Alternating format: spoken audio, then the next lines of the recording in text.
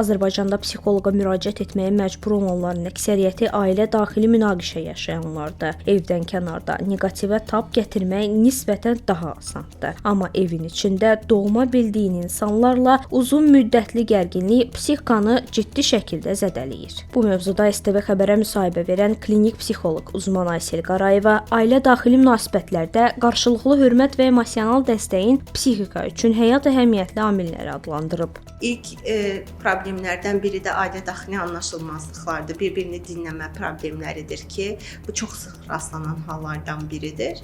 Daha çox öz zehnimizdə düşündüklərimizlə qarşı tərəfi bir qəlibə soxmağa çalışdığımız zaman ya da öz zehnimizdən keçən düşüncələrə uyğunlaşdırıb bu bunu demək istədi, mütləq ki arxasında bu yatır, mənə bunu nəzərə çatdırmaq istədi kimi düşüncələr bizim hipotezlərimiz olur. Yəni bizim düşüncəmiz olur. Bu reallığı əks etdirə də bilir, əks etdirməyə də bilir. Tutaq ki, evə gəlir, evdə deyir ki, mənə xoş his göstərmədi, deməli 100% məndən olan münasibətini istəmir, nəsə mənə qarşı əsəbidir və s. kimi, amma bunun real olub olmadığını bilə bilmərik. Çünki ola bilər o gününü gərgin keçirdib qarşı tərəf ya da o hər hansı bir başqa problem yaşayıb bundan, amma soruşmadan bilmə ehtimalımız yoxdur. Bu həyatın digər hissələrinə də aid edə bilərik. Yəni ailə daxili münasibətlərdə hər hansı bir şey dediyimiz zaman qarşı tərəf bunu öz tərəfindən yorumladığı zaman, yəni öz tərəfindən məna ifadə etdiyi zaman, o zaman bu bunu demək istədi deyib daha fərqli reaksiyalar verə bilir ki, soruşmadan bilə bilməyimiz mümkün deyil.